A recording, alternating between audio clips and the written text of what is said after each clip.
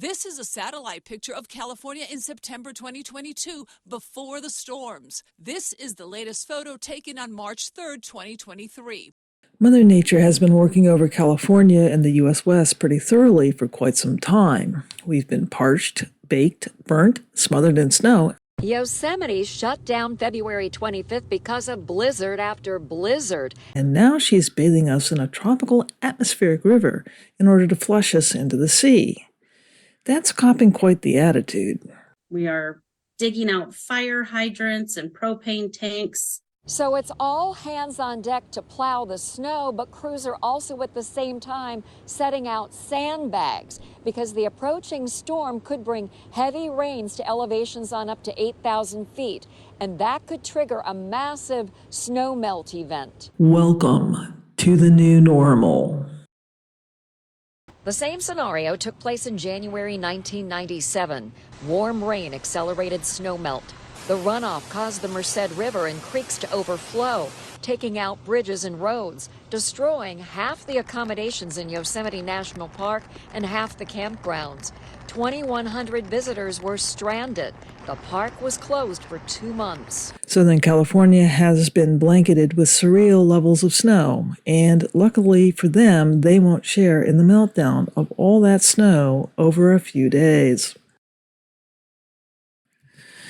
Years of drought, followed by a bumper year or years of massive snow and tropical atmospheric rivers melting much of it in a matter of days, overwhelming water management and pushing water storage between extremes of feast or famine.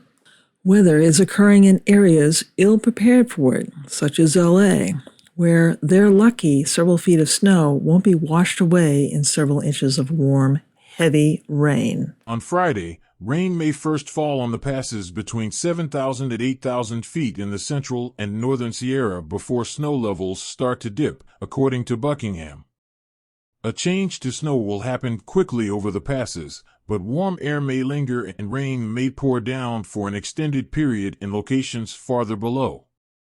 It is at the intermediate elevations, starting around 2,000 feet, up to about 5,000 feet, where enough rain will fall to cause some of the existing snowpack to melt and add to the runoff, AccuWeather's senior meteorologist Adam Dowdy said. At that intermediate elevation, there is an estimated 2 to 6 inches of water locked up in the snow. Should 2 to 4 inches of rain pour down with temperatures well above freezing, the snowpack could liquefy in some locations, with the equivalent of up to 10 inches of rain washing through streams and rivers in a matter of hours. There is the potential for 4 to 8 inches of rain to fall over some of the coast ranges and intermediate elevation, west-facing slopes of the Sierra Nevada, which all by itself will lead to flash flooding of small streams and urban areas, as well as debris flows. Unreal seasonal events are now the norm. 1997 Yosemite is a microcosm of climatic whiplash. And we may very well be seeing a rehash of this in the next 24 hours or several days. Or maybe, if it doesn't happen now, it'll happen in a few weeks. Don't know. Southern California is probably feeling very relieved right now that Mother Nature isn't bringing a hot bathtub of tropical water to be dumped on top of the several feet of snow that they've received and are trying to grapple with.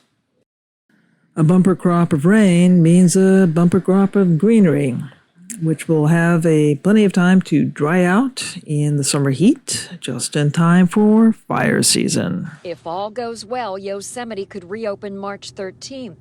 If there is flooding, then all bets are off. It could be closed for longer.